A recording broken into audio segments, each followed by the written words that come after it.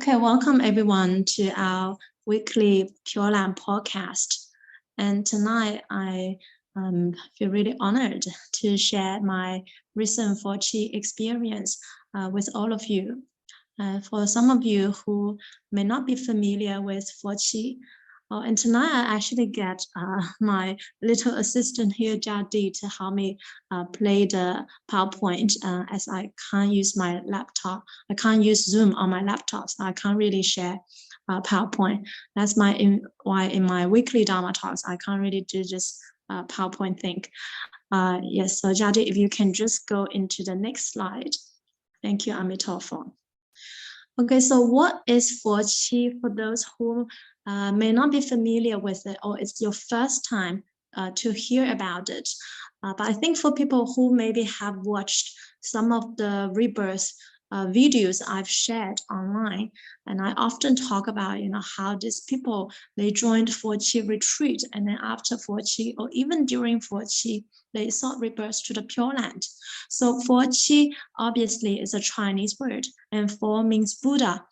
And here means Amitabha Buddha. Nianfo, literally Nianfo in Chinese means to recite the Buddha, to recite the name of the Buddha, the name of Amitabha Buddha. And Qi in Chinese means 7. So for those who have joined our weekly Chinese lessons, you have learned. I think some people already know. So Foqi literally means 7 days of Nianfo retreat. And Chinese people, they like to be really simple. So they just say Foqi, like Buddha 7, like 7 Buddha, 7 days of Nianfo retreat. It's called Foqi. And what is the origin of Foqi? So actually not only just Foqi, but in China, all these temples, right? If it's a Chen temple, they also have Chanqi. Chanqi, also 7 days of Chen practice. Foqi, there's also Guanyin Qi, like 7 days of reciting the name of Guanyin. There's also Dizang Qi, 7 days of reciting the name of Siddhigarbha, Bodhisattva. So all kinds of various different Buddhist retreats that are available. And for Pure Land practitioners, the most practiced one is obviously Foqi, 7 days of Nianfo retreat. And why 7 days? Where did this actually came from? So if you have studied or read the Amitabha Sutra, then you know that there is this paragraph where Shakyamuni Buddha told Shariputra, if there is a good man or good woman who hears the name of Amitabha Buddha and holds to it, really holds to the name tightly, you Nianfo, you are mindful of Amitabha Buddha, whether for 1 day, 2 days, 3 days, 4 days, 5 days, or 6 days, 7 days, single-hearted without confusion. So it's a translation sometimes of single-mindedly without confusion. In Chinese, like single-hearted, 一心不乱, without confusion. So the heart is also the mind is also the heart in Buddhism. And at the time of death, Amitabha Buddha and many other sages will appear before this person. Maybe a typo. At the time of death, if this person's heart is not diluted, then he will be reborn. He will be born in Amitabha Buddha's land of ultimate bliss. So this is the basis of Foqi from the sutra, where Shakyamuni Buddha talks about these 7 days. And the 7 days, it does not actually mean like literally 7 days. There is actually a commentary of Amitabha Sutra by Master Yi, another patriarch of Chinese Pure Land Buddhism. And there's a translation of this commentary, I think actually by quite a famous Buddhist translator. And in his translation, I think he misinterpreted this. He says it's like actually 7 days, like you cannot not be mindful of Amitabha Buddha. Like you need to be mindful of Amitabha Buddha all the time, continuously for 7 days. This is kind of like a little bit of misinterpretation. So 7 days in Buddhism is like a cycle. It can mean all the 7 days, or it can mean like a constant mindfulness. But you don't need to worry that, at the time of death, I need to actually Nianfo straight for 7 days continuously without rest. I can't sleep, can't do anything. It's not like that. And as you can see, for some rebirth cases, like when they are at the time of death, how other people tell them is that you should try to Nianfo single-mindedly, single-heartedly. But if you need to sleep, then you sleep. You need to rest, you rest. Right? If your faith and vow is sincere, then Amitabha Buddha will definitely come to receive you. And some people, they got scared when they read this paragraph. They think, oh, that seems like too difficult. And what does it mean to be single-minded or single-hearted without confusion? Does that mean I cannot have any thoughts? So I also have a video address this. So it doesn't mean that you cannot have any thoughts. You may have many other thoughts, which we all have, right? Even when we Nianfo, it's not like we only have one thought of Amitabha Buddha and nothing else. If you can do this, this is a really sort of a high level of Nianfo practice. But for most of us, we are not like that. When we Nianfo, we still have many other thoughts that are coming and going in our mind. But single-hearted without confusion just means that you can keep this primary focus on Amitabha Buddha despite all these other thoughts. You're not confused. You're not lost in all your other thoughts of delusions. You're not deluded. You can still keep this focus on Amitabha Buddha. So that's the meaning of it. And also that is the purpose of Foqi is really try to help us also to establish this single-hearted, minded focus on Amitabha Buddha and to increase our provisions. Jadi, if you can go to the next slide. Thank you. So we talk about the 3 provisions for seeking rebirth to the Pure Land, and Jiawen also talked about in his book, faith, vow, and practice are the 3 provisions that we absolutely need to bring with us when we go to the Pure Land. Right? What do we need to go to the Pure Land? We don't need money. Amitabha Buddha doesn't need our money. We don't need to have visa and all this. Right? It's different. Like if you travel to other countries, you need your passport, you need your luggage and all this. But the provisions for us to go to Amitabha Buddha's Pure Land is simply faith, vow, and practice. And some people may ask, like, where also did this come from? It comes from the sutra. Also in the Amitabha Sutra, talk about really clearly, Shakyamuni Buddha tells all the people to generate faith, believe in Amitabha Buddha. You should believe in what I say, meaning Shakyamuni Buddha. And also Shakyamuni Buddha tell people to vow to go to the Pure Land and to Nianfo at the time of death, single-hearted without confusion, not being deluded, then you can definitely attain birth to Amitabha Buddha's Pure Land. And Foqi is also a great training to help us to let go of other attachments at that time. Right? In our everyday life, we can have many obligations like family, kids, jobs, and all that. And we also maybe have like various attachments to all these things and people. So it's really a chance for us to let go of all this attachment, despite maybe only temporarily. We cannot say we absolutely let go of all attachment, then you are an arhat. But at least for a period of time, we can let go of all this attachment and just single-heartedly Nianfo and vow to seek rebirth. Now, this is actually really important for Pure Land practitioners.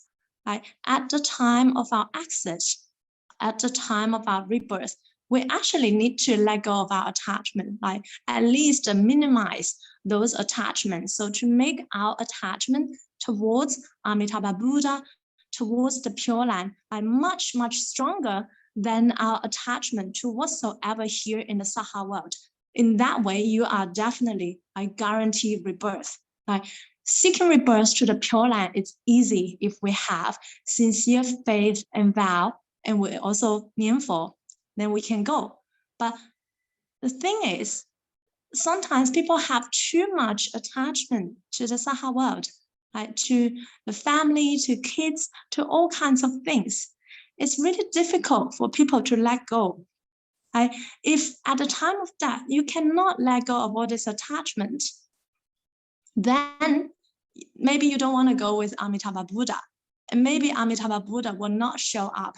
So this actually happened in some of the failed rebirth cases we read.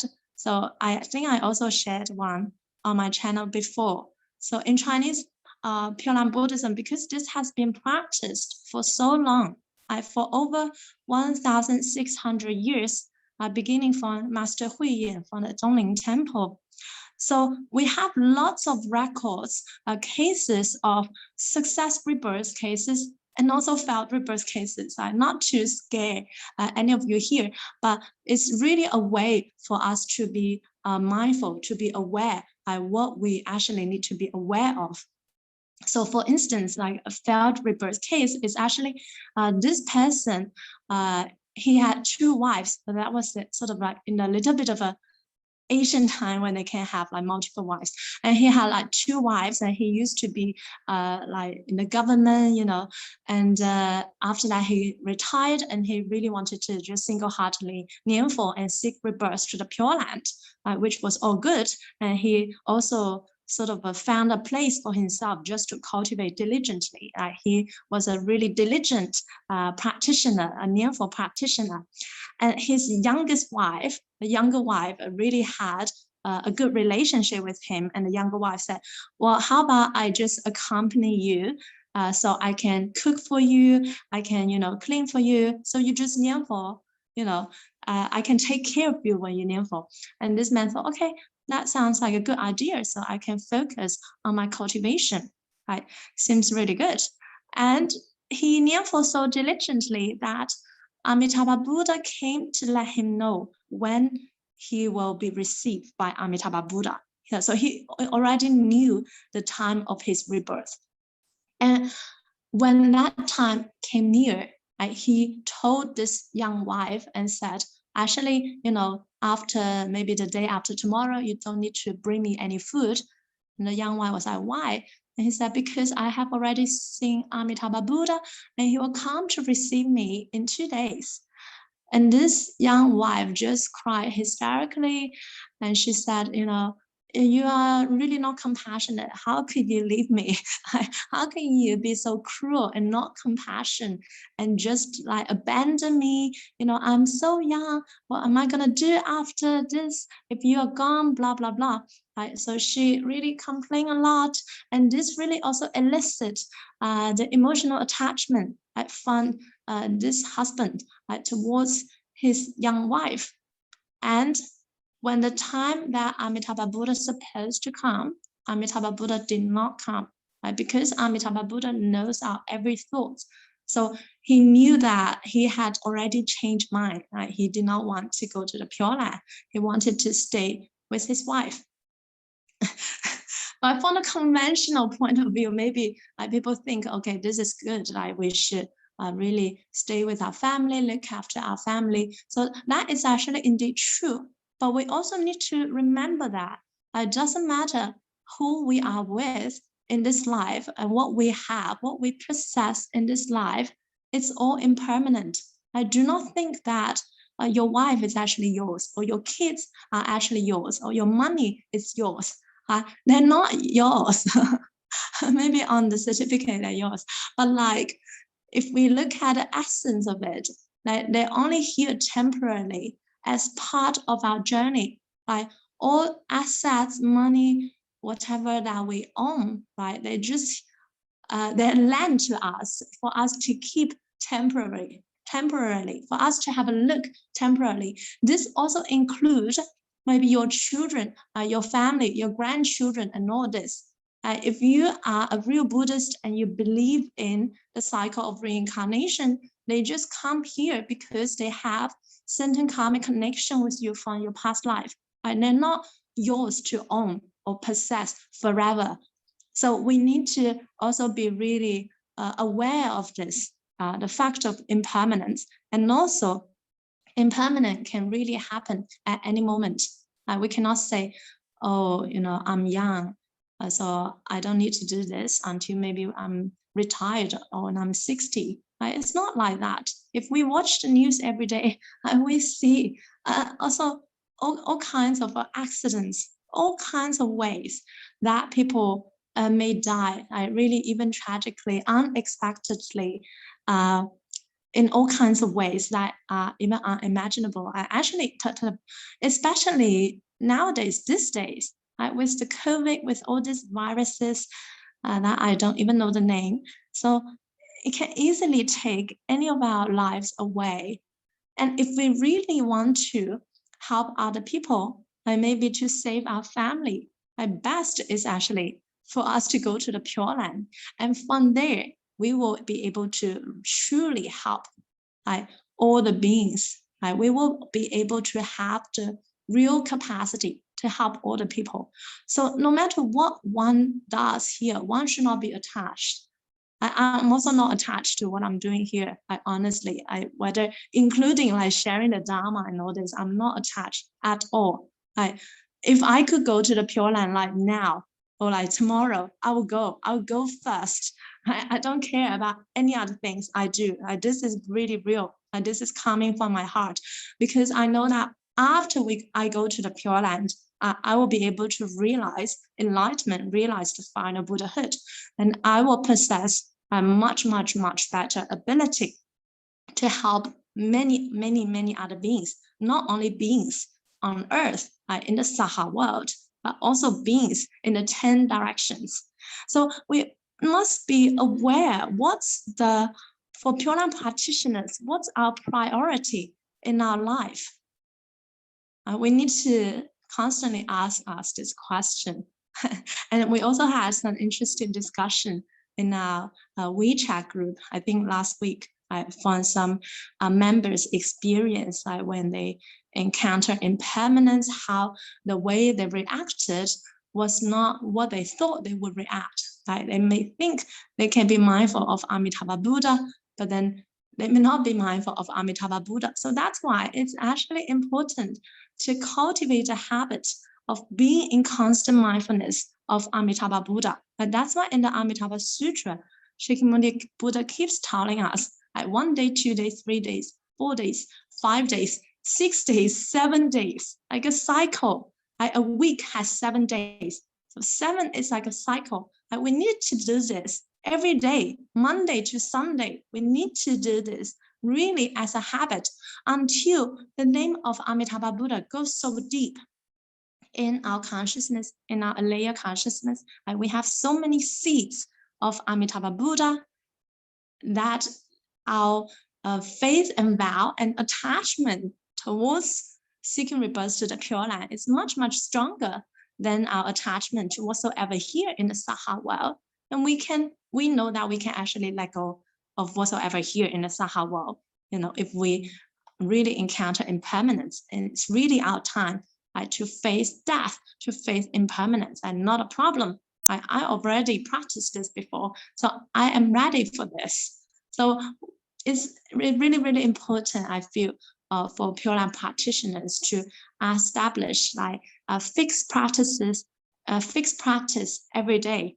If you are you're so busy, then at least 10 recitations. That's what also Master Yin Guang says. If you're so busy every day, at least 10 recitations, you will definitely find the time. If you're serious about seeking rebirth to the Pure Land, you need to have a minimum 10 recitations every day. This is minimum. Of course, the more the merrier.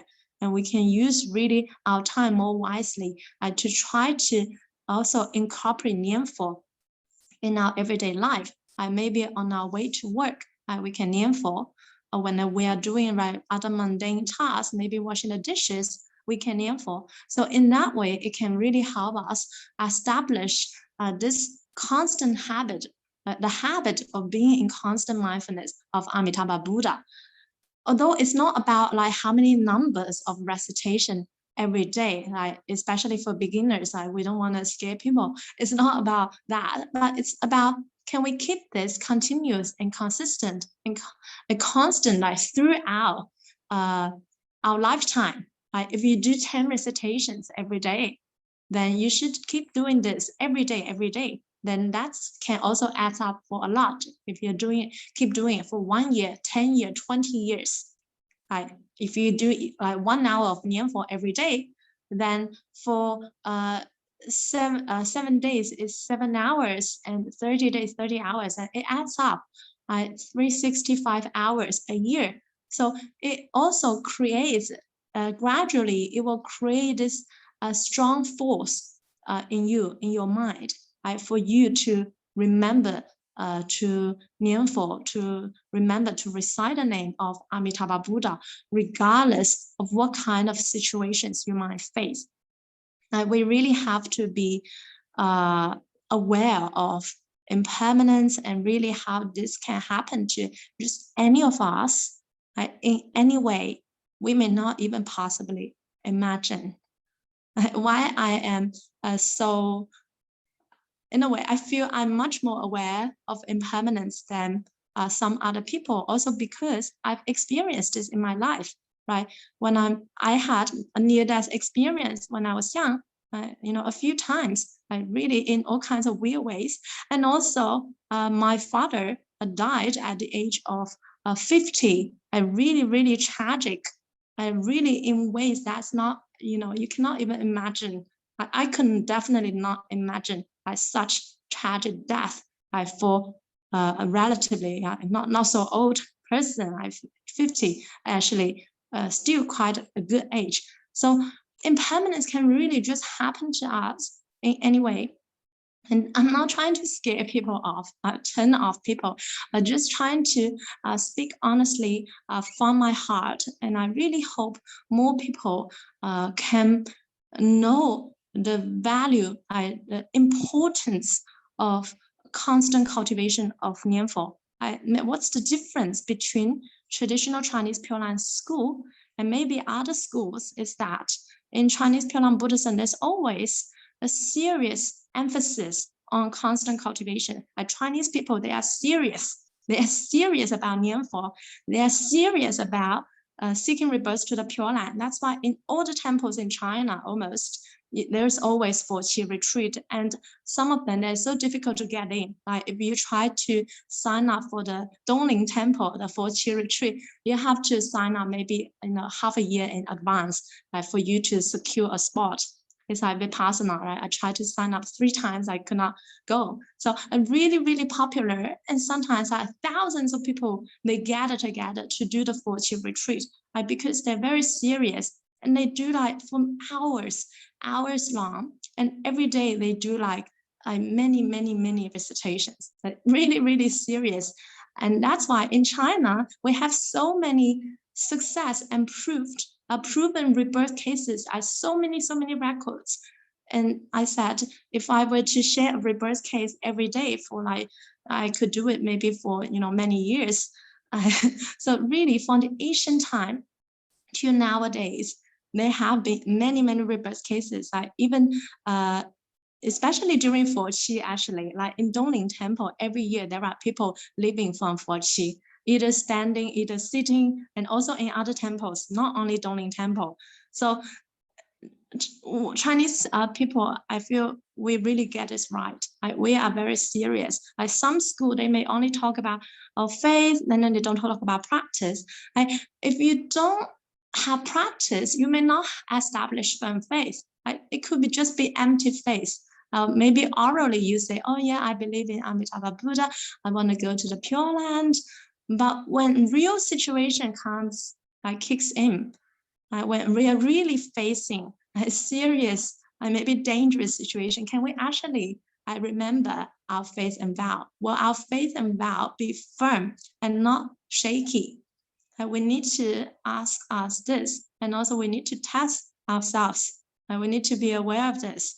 So if you only talk about faith, you don't talk about practice, then your faith will just become empty faith. It's like you tell someone, oh, I love you. Those people, when they first maybe fall in love, they say, oh, I love you, I promise you, I love you forever, blah, blah, blah. And then you don't see any actions that follow this. So it just becomes like babbling. It's just empty talk. Empty talk does not count. Buddhism, Buddha Dharma is about the Dharma of the heart. It's not just about the Dharma of talk. If you only talk about it and you're not doing anything, then I feel this is maybe not a reflection of your sincere faith and vow towards seeking rebirth to the Pure Land. If you really have sincere faith and vow towards seeking rebirth to the Pure Land, you really believe in Amitabha Buddha, you have this deep desire to exit the cycle of reincarnation in one lifetime, you will definitely be a serious practitioner. You will take your practice very seriously in every day of your life.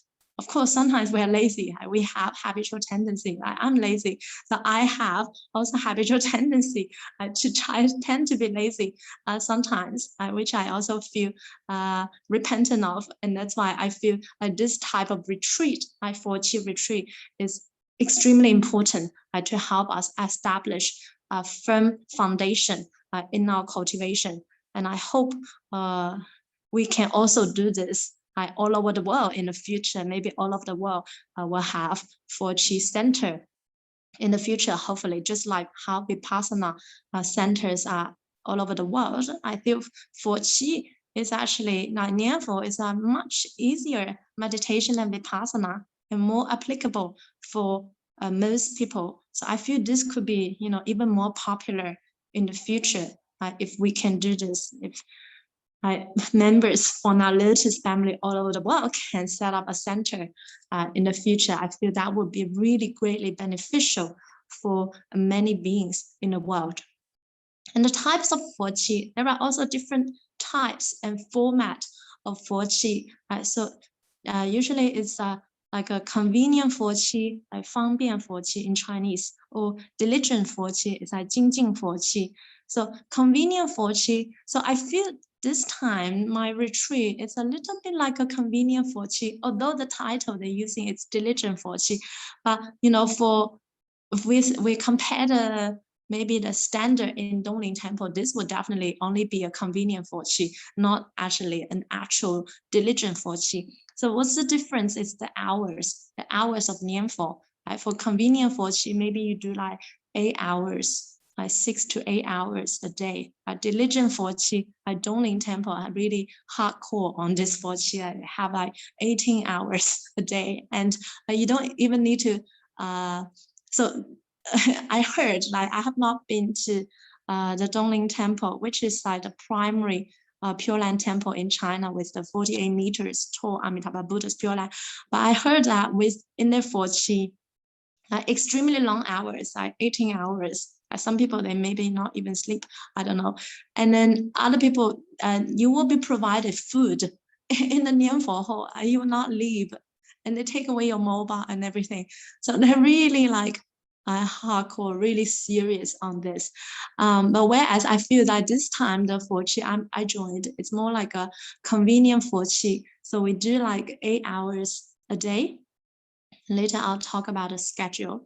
And what's interesting, this temple I joined, it's a temple in my hometown.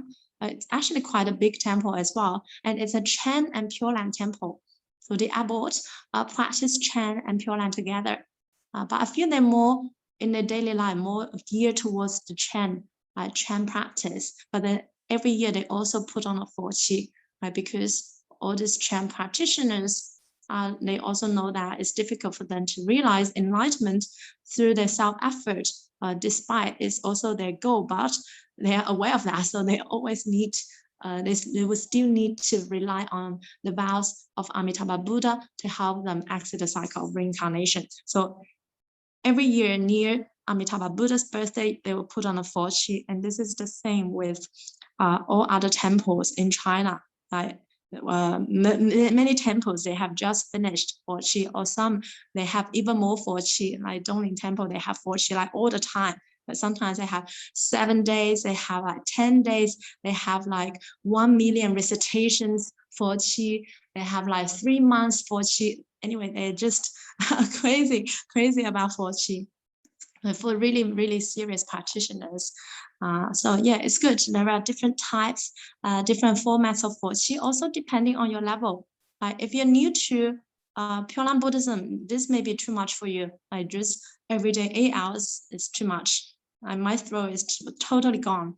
For if you are like a new and if you're new to Pure Land Buddhism, then I feel what's good is just in accordance to your ability, your capacity, and your time, your schedule. Right? Every day you just set a fixed practice for yourself, whether it's just 10 recitations or half an hour, 15 minutes. I feel this is good if you can do this consistently and gradually, naturally, gradually, this will grow on you, and then you will want to Nianfo more.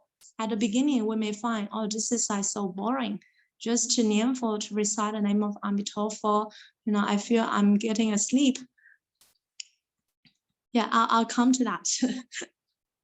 So yeah, but gradually this will add up, and gradually you will really feel the joy and bliss of Nianfo. And actually, this is not my first time to do Foqi. Actually, this is the first time I do Foqi in the temple, but I've done it myself. When I first encountered Pure Land Buddhism, when I was still in Australia, this was even before I came back to China to study seriously the Pure Land Dharma.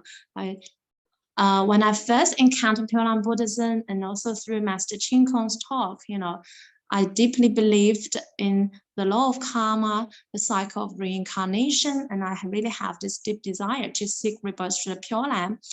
And Master Ching Kong talk about all these rebirth cases, and how there are many people, they really Nianfo single-heartedly. They could see Amitabha Buddha, even some of them, and they know the time of their rebirth. So already at that time, I did like a 1 month Foqi for myself, or almost, I think a little bit more than 1 month. I went into like a really secluded place. I dressed by myself. I ran like a cabin. I just sort of turn off my connection with the rest of the world, like contact with the rest of the world. And what I did was just Nianfo. And I Nianfo and also listen to Dharma talk, like just 2 things I do every day, and I only cook 1 meal for myself. So I actually already did this Foqi in a way before knowing it's Foqi. And that really helped me a lot. Like that's why I have such firm faith and vow towards seeking rebirth to the Pure Land. I have such firm faith in Amitabha Buddha, in the Pure Land Dharma. This I also gained through my practice, through my cultivation. So although faith, vow, and practice, we talk about this separately, but they're really together, they're connected. Right? Without practice, you may not establish firm faith and vow. And without faith, no vow, no practice. So they're really 3 aspects of the one thing. Right? They're not separated, not 3. They're really 1. So my experience, format and schedule, I'll answer Jiawen's question here. So the format, although I said the title they put on is diligent Foqi, but after I went and saw this is more like a convenient Foqi for serious Pure Land temples, like for instance, Dongling Temple, that will only be called a convenient Foqi, but for them it's like a Chen and Pure Land Temple. For them, this is already like diligent Foqi, already too much maybe. And the schedule is like we wake up at 5:30 in the morning, and this is actually considered relatively late for some temples. Some temples is like 4:30, like Master Renshan's temple, we wake up at 4 or 4:30 in the winter. So 5:30, but that's also the compassion of the abode, because some people, they live in the city, they also want to join in the early morning for the morning class. So that's why he set the time a little bit late, and for other people from the city to come in.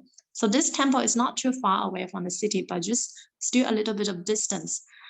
So we wake up at 5:30, and then we do 1 hour of Nianfo, 6:30 to 7:30. And then you have breakfast, and then a little bit of rest, and then from 9 to 11, also Nianfo. And in the afternoon, it's from 2 to 5. So 3 hours in the afternoon in Nianfo. And then you have dinner, and then in the evening, the abode, Zhiliang Shifu, also a very wise Chen and Pure Land teacher. I'm really fortunate to encounter all this really good Dharma teacher. Like he would give 1 hour Dharma talk. So 6:30 to 7:30 is our Dharma talk. And then after that, Nianfo to 9 p.m. So how many hours is that? every day. So that's 1 hour in the early morning, and then you have 2 hours. So 3 hours in the morning, and then you have 3 hours in the afternoon. That's 6 hours, and then in the evening you have 2 hours. So that's 8 hours, right? And 1 hour of Dharma talk. But what's interesting, which I didn't know before, only when I joined this, is that for Chenman Pure Land Temple during Foqi, so we split into 2 sides. In the Nianfo hall, and in the middle is obviously the Buddha statue of the 3 sages, Amitabha, Guanyin, and Da Shizhi, right? And one part of people sit on the right or the west, and the other people sit on the east. And for one side of people, they Nianfo for half an hour, while the other side of people, they will sit in meditation, right? Because it's a Chen and Pure Land temple. So it's like half of the time you're meditating, and then the other half you're Nianfo. But while you're meditating, you can also Nianfo, but you cannot Nianfo out loud. It's like you can Nianfo in your heart, or you can practice your other, I don't know what other Chen meditation practices they do in the temple. So for them, they are more like more geared towards the Chen school. So it's also quite interesting for me to see. So the half an hour is Nianfo, and while the other half, they're sitting in meditation also to rest, and then after that they switch. So it's a bit like this. But if you want to just join the Nianfo all the time, like just walking, 绕佛. So in Chinese we say 绕佛. It's like you walk around the Buddhas. We walk around all the cushions, because there are many people. You could see the photo I just posted on social media about the temple, like how we 绕佛, how we walk around the Buddha, we walk around the cushions, the cushion that people use to prostrate, to sit. So in that way, even if we have many people in the room, we can still have room to walk and to Nianfo. And for me, because I'm just a Pure Land practitioner, right, I'm actually not so interested in sitting in meditation. So for most of the time, what I did, and I was the only one who did that, because maybe I was the very few that are actually solely practicing the Pure Land Dharma. Right. So what I did was, for half an hour I Nianfo, and then after that they finish, they rest in meditation. I did not rest. I just go to the other side and keep Nianfo. I feel this was actually the best practice for me, because when I sit down and not Nianfo out loud, I feel I could not focus so much. I like to recite with some sound, right? And then I could use my ear to hear. My experience, I'm only talking about my experience. People can be different, and they can have totally different experience. So my experience is that if I sit down in meditation, and then I Nianfo, if not using my mouth, if I only Nianfo in my mind, I feel I could lose my concentration quickly. And then I may feel a little bit sleepy. And that's why I kept just keep walking all the time. And some people, they found it a bit weird. But then later they knew that, because I'm a sole Pure Land practitioner, so I'm not mixing any of this Chan practices. Even if I sit down and Nianfo, I like to recite with sound. Right? It's unless when I'm with lots of people and then they don't Nianfo, then I could do it silently. But still, this diamond recitation. The diamond recitation, a Vajra recitation, is like you recite just with a little bit of sound. So at least you can lock in your hearing faculty to listen to your own sound. And I find this is the easiest for me to be single-hearted focus on my Nianfo, rather being taken away by other sort of thoughts in my mind. So that's why I adopt this technique that's taught by Master Yingguang, and also Da Shizhi Pusa, Da Shizhi Bodhisattva taught us how to Nianfo in the Suragama Sutra, to keep the continuous mindfulness of Amitabha Buddha. And Master Yingguang told us the easiest is to use our hearing faculty to listen to our own sound. So throughout the whole Nianfo retreat, I thought that is kind of the method I adopt most of the time. Unless maybe if I'm too tired, I could not be bothered so much. But for most of the time, when I'm aware, this is the method I use. And I feel it can really help me focus, concentrate, and go really deep in my practice. Like there were some period, like during the retreat, I just really, I felt this like state of no mind. But this is not like all the time. It's just some time, some period.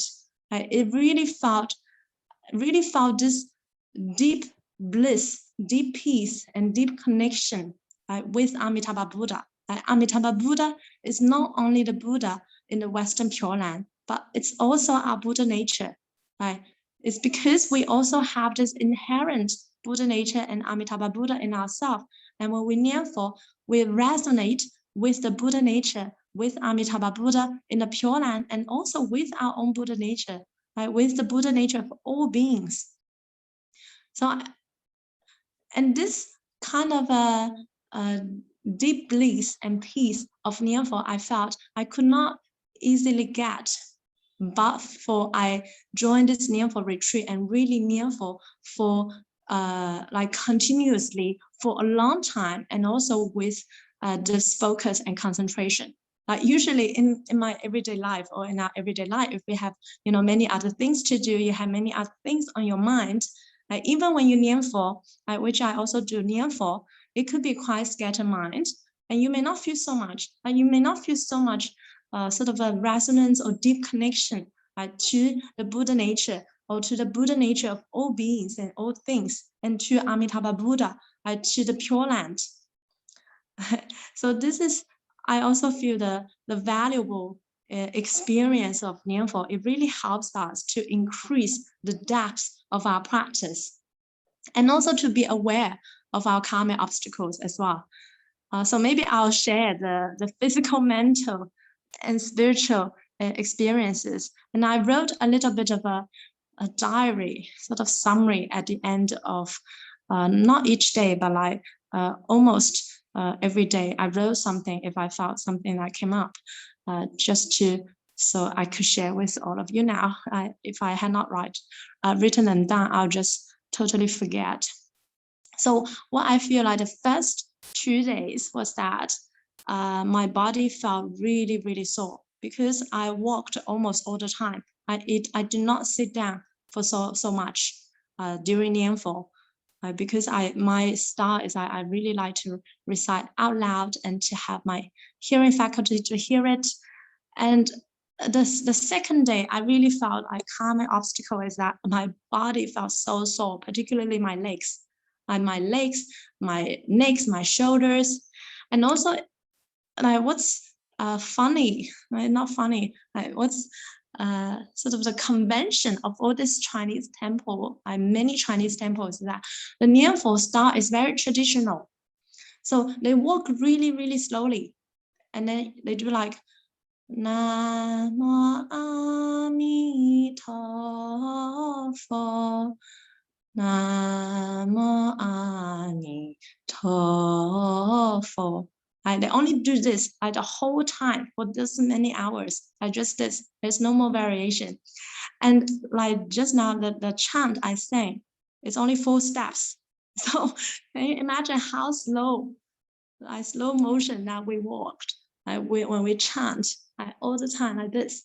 So I felt my body, my legs were absolutely gone just the second day. Also maybe due to the lack of exercise in my daily life. And then like this again helped me become more aware of sort of the suffering that this physical body can bring to us.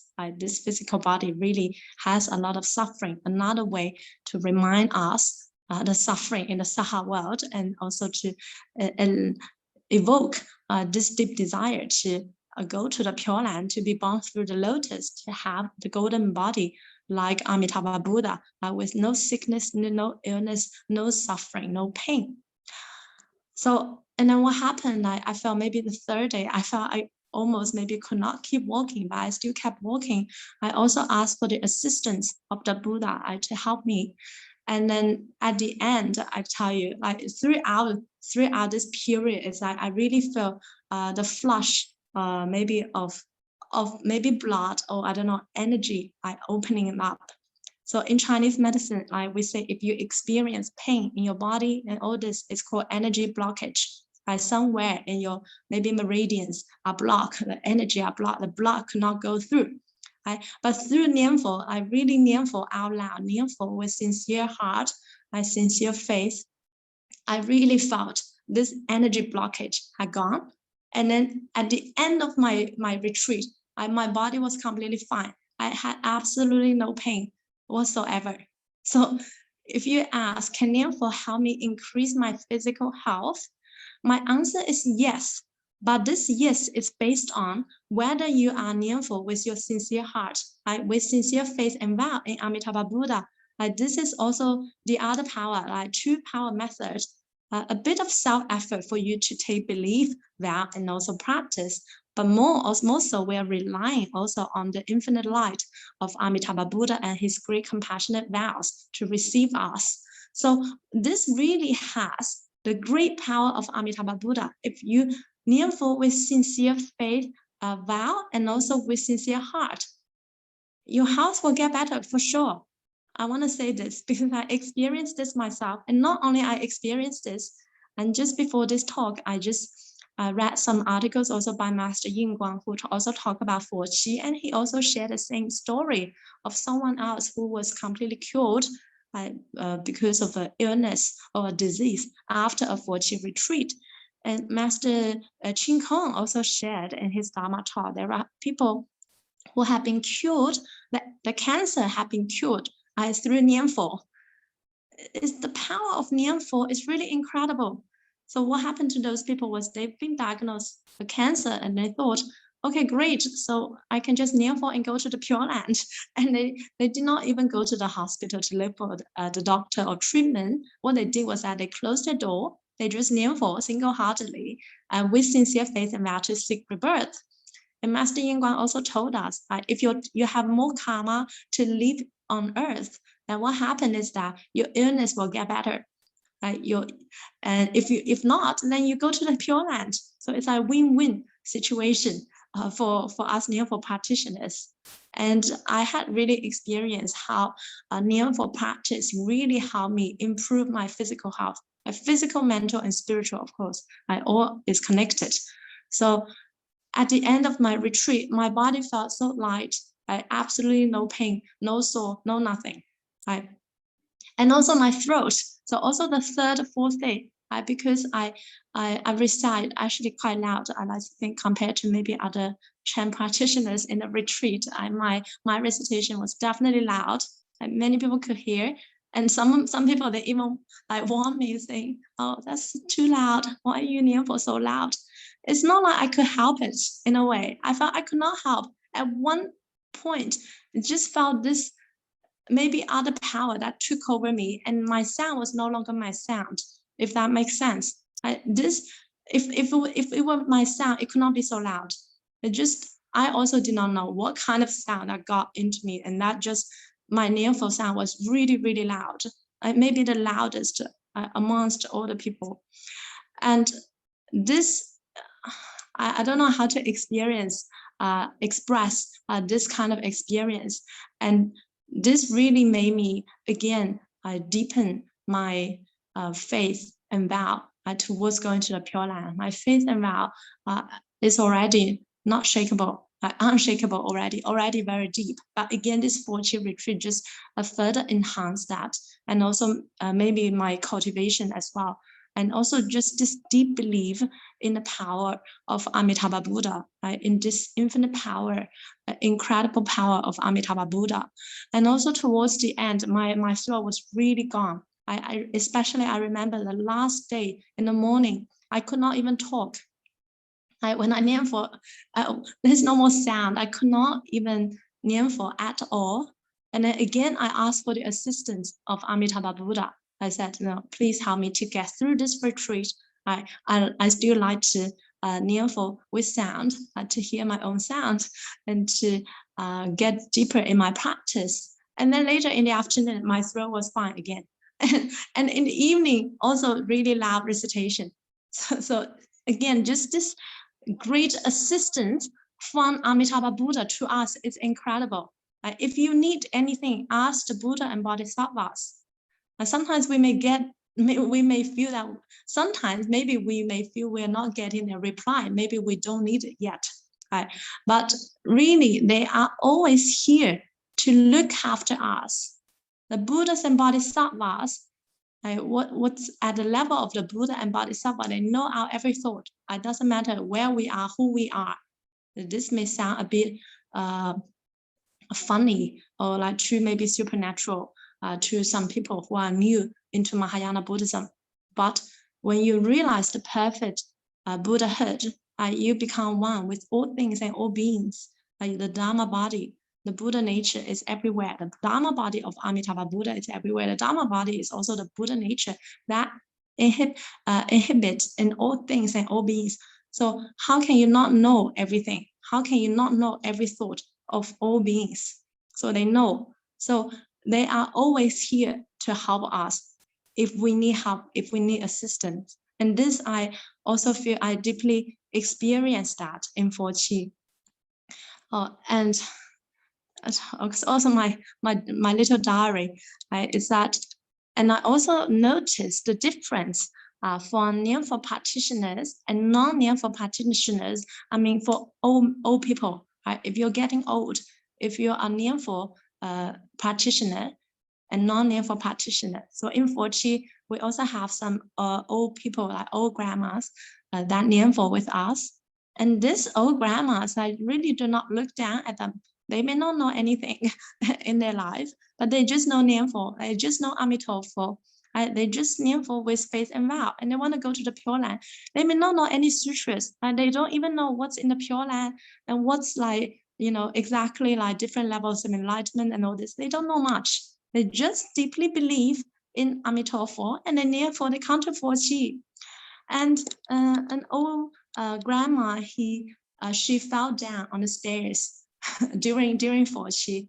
Like really, it really scared a lot of people off. Like many lay Buddhists, they came and asked, "Oh, are you all right?" and all that. And this old grandma, her first reaction was just, "Oh, Amitofo, don't worry about me. Everything is fine." This is real Nianfo practitioner with deep faith vow and also very good cultivation. How do we know if our cultivation is good? Just look at our reaction when we face like really dangerous, maybe, or impermanent or scary situations. And can we remember Amitofo? And can we take it lightly? Like this grandma, to her, it's as if like nothing actually happened. And she just kept this mindfulness on Amitofo. To me, it really impressed me. This is a real bodhisattva who comes here to just show us the power of Amitabha Buddha. And this also made me remember like my grandma, my own grandpa, to them, because they don't Nianfo. And my grandma, I tried to teach her Nianfo, but she forgets so easily. Like common obstacle, right? She lost her memory really quickly. So we should really try to cultivate when we are still young, when we still have this energy, when we are still clear in our mind. Otherwise, I see my grandparents, they are really scared of many things. I'm scared of death, for sure.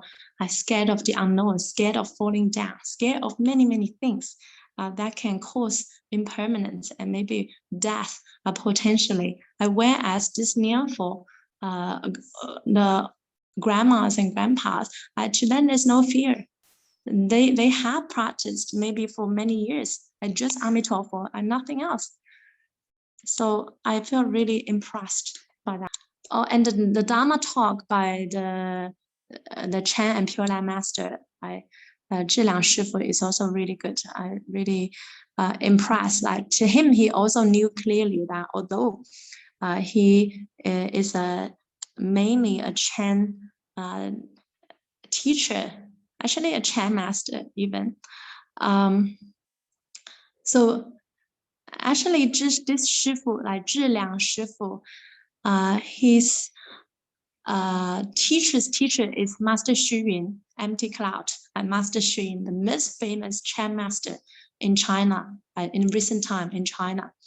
So, but to him, like he also clearly understood the Pure Land Dharma, faith, vow, and practice. To him, he also clearly vowed to seek rebirth to the Pure Land. And he is also a serious Nianfo practitioner. So I'm also really impressed by his Dharma talk in the evening, and to how he told us to really be aware of impermanence, to really have we also recite this transfer of merit by Master Shanda, a very famous transfer of merit by Master Shanda in his commentary on the Visualization Sutra, which he said, us disciples, us Buddhists, we really have deep karmic obstacles. So that's why we are still being trapped in the cycle of samsara in the 6 realms. Now we can encounter a good advisor,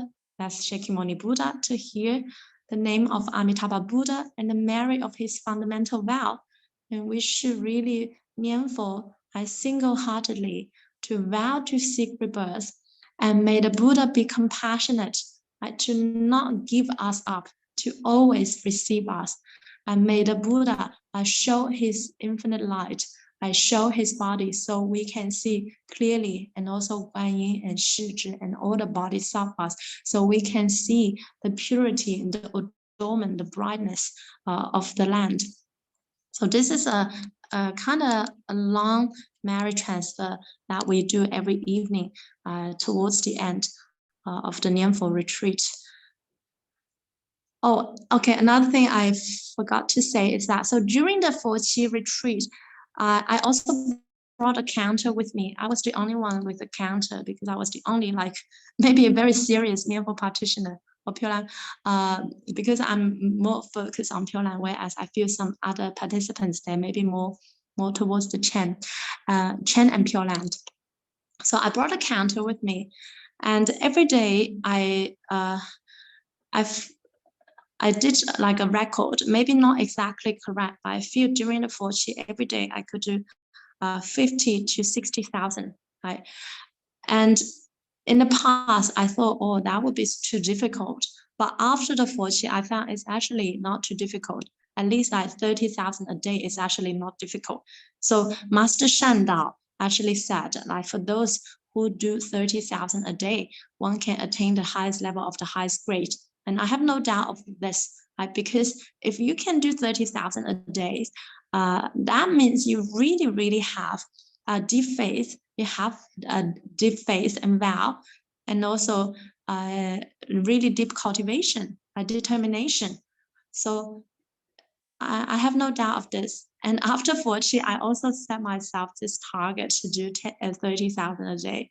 Maybe I have not achieved that yet, but 10,000 a day is actually not too difficult. This is also the Dongling Temple, they also recommended. But I'm not gonna say this is for everyone. Okay, this is not. If you're new to the Pure Land Dharma, you don't need to set yourself this high goal. You just practice in accordance to your ability, your capacity, and your time. For me, it's I actually set a high standard for myself. I want to go to the Pure Land in the highest level of the highest grade.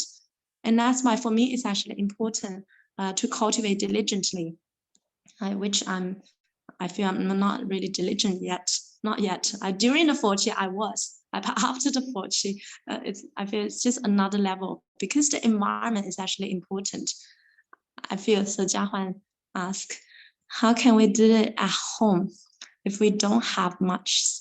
Oh, if you want to do the route for at home, you mean walking around. It doesn't matter. If you have room, you just keep walking around in your home. But I feel what's the most difficult and challenging thing to do at home is because of the many distractions that we have in our everyday life. And maybe you're called by your parents to attend some matters, and you have to, I don't know, pick up something. Yeah, so I feel it's just mainly the distraction, the environment, the energy is not so much supported. In the temple, it's just so natural because we know that we are here for this one thing. And then all this environment is set up in a way to support you in the retreat. And also the vibration, the energy in the temple is totally different than in the everyday life. Even in my home, I play for the Nianfo sound 24 hours. And I try to sort of set up like a temple thing in my home, but still the energy, the vibration is different. When you go into the temple, you just feel this peace immediately in the temple. And it's just so natural for you to be able to focus, to be concentrated on your Nianfo, rather than getting distracted by so many things in your everyday life. But we don't have a choice for most of us. We have to maybe attend to our family duties and go to work and do that. And don't worry, it doesn't matter. I just try our best to practice as much as possible. And one thing also I'd like to talk about in the Dharma talk, right, is that we really need to prioritize. And we need to ask us in the end, what's the most important thing for all of us? This is a question for all of you to think about as well. In the end, at the moment of death, what's the most important thing for you? If you know that, right, the meaning of your life, then you will know how to prioritize your time.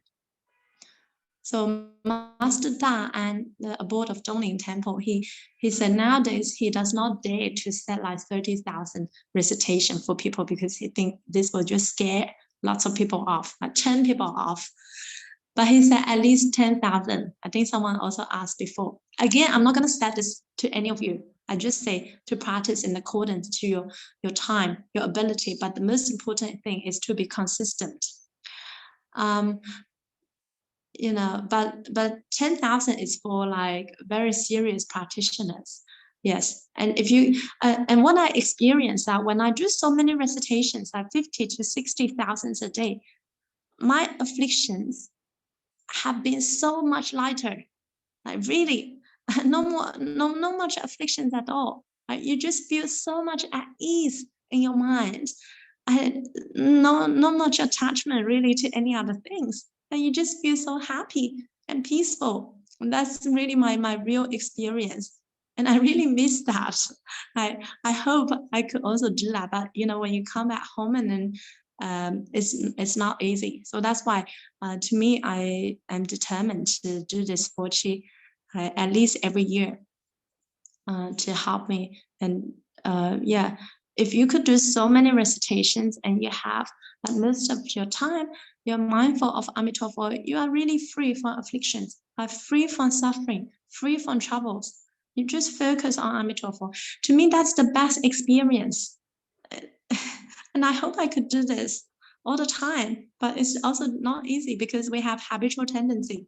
When we are not in such a maybe a protected environment, we can just lose our practice. Yeah, exactly. Like all these karmic obstacles that we may face at home. Right? If I play my music too loud, I got complained. So as well, yeah. So but if you have time, I highly recommend for people to join Foqi. But yeah, exactly, our priority. To me, there is nothing more important. I think nothing in my life is important. Actually, I'm telling all of you this honestly, except for seeking rebirth to the Pure Land. This is honest. But whatever I do here in my life, I will still, try my best to do it well. But actually, they're not important to me. To me, that's what's the most important is just to go to the Pure Land, to exit the cycle of samsara, to realize Buddhahood. That's all. Yeah, Nianfo is the most important. Other things come later, and they're actually not important. Not much attachment. Yes, set our priority. Be clear with our goal. And again, I say all this fixed Nianfo session, you just set in accordance to your time, your schedule. I also not say, you must do 10,000 a day. No, it's not. Right? It's unless maybe you want to obtain highest level of the highest grade. You want to, you are very, very serious about this. And you also have a lot of time, right? So we are also not attached to one particular method. As long as we do this continuously, consistently, and we do this with deep faith and vow, then it's good. This is good enough. in the future, I really hope we can have Nianfo centers all over the world, and then people can join to do this together.